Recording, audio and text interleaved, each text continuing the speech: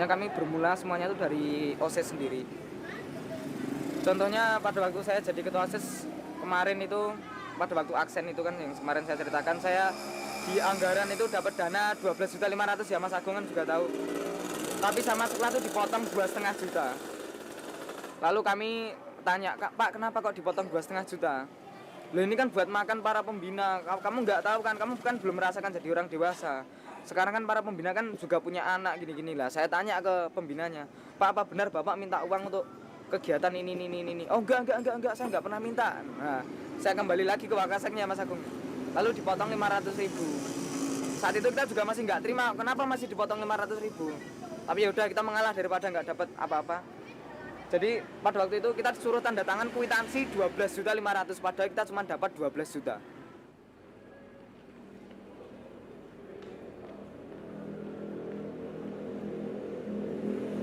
Yang bikin saya akumulasi sangat geram dengan sekolah itu saat pembacaan APBS ya, 2006-2007. Di situ dilaporkan pengeluaran kesiswaan itu sampai 218 juta. Padahal saya hitung-hitung semua kegiatan kami 1 tahun itu hanya 45 juta. Itu sudah bersih sekali, sudah termasuk makan apa-apa segala-gala 45 juta. Itu kenapa sampai dianggarkan sekolah itu 218 juta, itu dananya yang lain tuh kemana? Saya bilang gitu. Kalau itu sebenarnya kan laporan keuangan atau APBS yang kita sebagai jadi dasar untuk bukti itu kan setiap tahun kan ada rapat komite dan orang tua. Nah itu setiap tahun itu sekolah melaporkan itu. Ya sudah, kita dari itu aja dikumpulkan terus dicocokkan dengan kenyataannya. Ya, sebenarnya itu laporan bukan laporan rahasia, itu umum, semua orang tua siswa dapat itu. Jadi itu setiap tahun itu kan ada selebaran tebel gitu. Itu isinya tentang visi misi sama rencana-rencana untuk pengembangan sekolah. Nah, itu juga ada rencana untuk biayanya itu berapa, itu kan ada setiap tahun. Jadi yang dibacakan di depan ketua OSIS itu berbeda dengan yang dibacakan di laporan ternyata. Nah, padahal kita kan percaya, pokoknya percaya wong kuwi guru, ora mungkin kan korupsi, namanya aja guru yang mendidik kita. Di depan kelas itu bijaksana sekali beliau. Tapi setelah kita tahu jadi OSIS, ternyata mereka tuh tidak sebaik di depan kelas ternyata. Ya udah. Jadi itu kita tuh nggak ada takutnya sedikit pun. Sekarang tuh kita tetap menghormati beliau di depan kelas sebagai guru, kita tetap menghormati. Tapi di luar kelas, kalau kita membahas masalah koridor tentang keuangan, tentang kebijakan, kita nggak pernah kompromi. Kita tetap tegas pada pendirian kita. Kita nggak pernah mau diajak kompromi kalau masalah itu.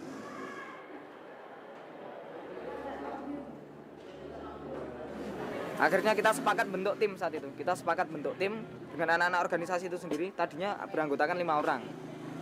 Saya dan 4 rekan saya yang lain itu sepakat bentuk tim yang namanya SOS. Kebetulan itu anggotanya tadinya anak SAS semua, Save Our School. Jadi SOS gitu. Akhirnya kita beri nama itu. Besoknya kita mengadakan perekrutan. Perekrutannya pun nggak sembarangan, Mas. Kita mengadakan perekrutan. Pertama itu nggak boleh anak guru, nggak boleh keponakan guru, nggak boleh les dengan bapak ibu guru, nggak boleh anak kepala sekolah, nggak boleh keponakan kepala sekolah, nggak boleh dekat dengan kepala sekolah, dan nggak boleh les dengan kepala sekolah. Itu soalnya kepala sekolah ini juga mengadakan les, apa nggak lucu, Mas? Menangan yang les di kepala sekolah. Kita target 3 minggu, kita sudah harus meledakkan gerakan ini. Benar, kita target 3 minggu. Kita kumpulkan semua bukti-bukti. Kita bentuk, ada yang namanya tim informan, tim bukti, tim publikasi, dan tim media massa. Kita bentuk tim itu, semuanya kita beri job description masing-masing. Udah akhirnya H-1 seminggu ya, kita tuh sudah punya bukti lengkap. Dan H-2 itu kita sudah selesai merancang daftar pertanyaannya. Seperti jaksa itu kita rancang daftar pertanyaannya. H-1 itu Mas Agung mempersiapkan acara dan semua peralatannya disiapkan oleh Mas Agung. Dan hari H, saat itu hari Senin tanggal 24 ya, 24 Maret kita ledakkan. Satu Solo harus tahu. Mereka jadinya tahu apa uang mereka itu salah gunakan, apa emang benar untuk hal-hal yang positif untuk sekolah, tapi ternyata ya kenyataannya menyimpang. Sebenarnya juga bukan cuma orang tua yang menunggu aksi kita ini. Dari tahun ke tahun setiap murid itu, setiap organisasi, orang ikut organisasi itu sudah menunggu aksi kita ini. Jadi memang mereka itu sudah merencanakan, setiap tahun ada rencana untuk seperti ini, tapi mereka itu mungkin belum terrealisasi.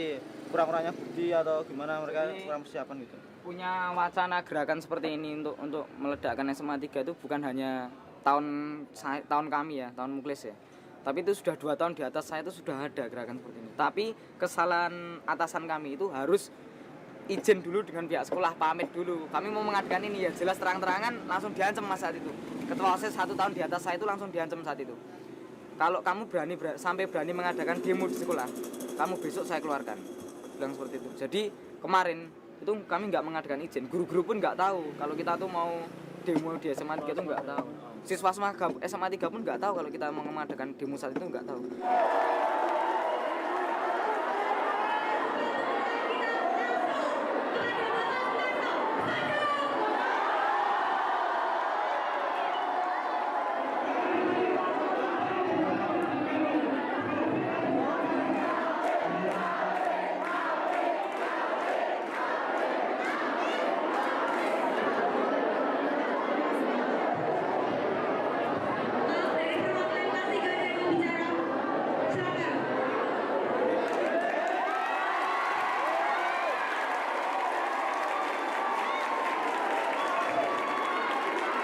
Lihatlah kenyataannya, faktanya tuh seperti ini, gitu loh.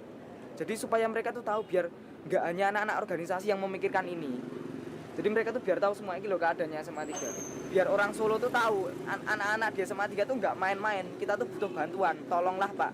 Makanya kita ledakkan ke media massa, kita ledakkan ke Solo. Persiapan dan pembelian alat atau bahan car gedung lantai 2 tahap pertama 30.818.000.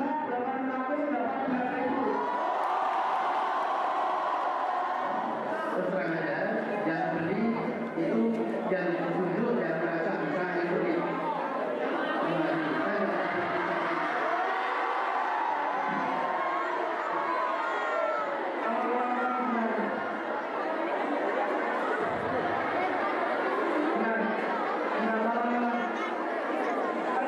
Yang beli itu Rio Satriawan atau yang beli Agung Boyo Kusumo atau yang beli Desa Hadi atau Malik itu terserah. Tapi di sini kan ditandatangani oleh Dr. Andes Hartadi selaku Wakasek.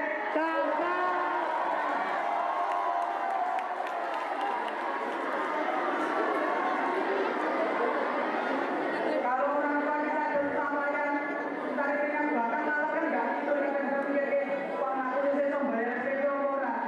Tapi setelah SPP kita bayarkan berbalik itu seperti ini.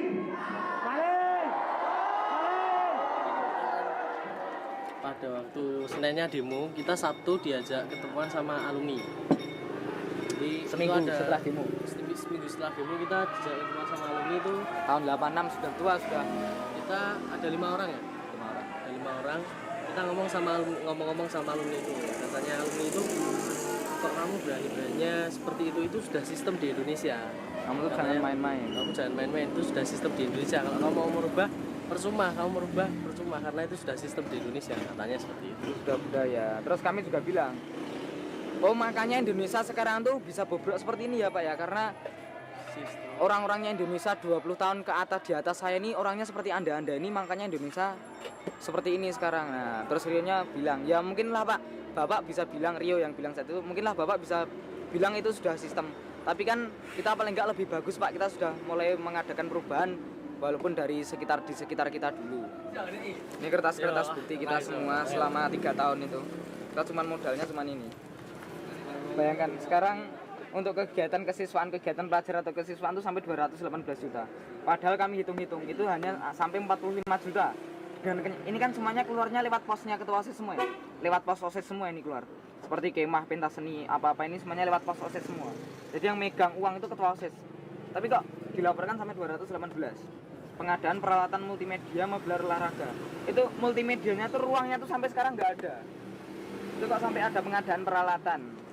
Setiap tahunnya itu ada pengadaan peralatan multimedia, meubilar dan olahraga. Setiap tahunnya tuh ada seperti ini, Mas. Jadi Sama kalau persis. kita perhatikan di sini kayak seperti di copy paste. Seperti di copy paste, Pak. Pengadaan peralatan multimedia, meubilar dan olahraga, pengadaan DLL. peralatan multimedia dan olahraga.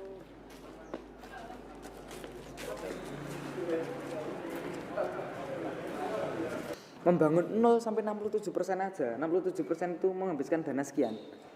Kok membangun 67 sampai 85% yang hanya membangun 23% kok menghabiskan 374 juta, malah lebih besar yang 23% itu apa? Enggak dah. Korupsi paling bodoh itu udah. Jadi kan ada selisih 143 juta. Jadi yang di sini yang kita pertanyakan itu pertama itu selisih sekian dulu. Itu kemana? Padahal uang yang asli keluarkan yang ini, yang di total ini tadi. Nah sekarang di logika, membangun 67% itu lebih kecil daripada membangun 18%. Jadi saya nggak mau jadi pegawai negeri pokoknya. Pegawai negeri mungkin kalau bisa kaya tuh, nah itu dari mana? Itu kalau bisa kaya berarti kan itu yang ditanyakan loh, kok itu pegawai negeri dengan gaji sekian kok bisa kayak gini ini. Nah itu saya nggak mau jadi seperti itu. Saya mau jadi pengusaha. Oke lah, mungkin kalau realitanya mungkin pengusaha itulah yang malah membuat korupsi, yang membayar oknum-oknum pegawai negeri supaya melancarkan usahanya. Ya oke lah, paling enggak kan saya kan enggak korupsi. Hanya saya berpikiran saya seperti itu. Saya mau jadi pengusaha. Ya kan sekarang banyak, jadi mudahnya itu jadi demonstran, jadi kritikus, jadi orang yang kritis, jadi orang yang idealis, tapi setelah mereka itu menjadi orang yang di jabatan strategis, mereka ternyata juga seperti itu kan, sama aja. Jadi saya juga saya berharap semoga idealisme saya tetap terjaga gitu. Amin.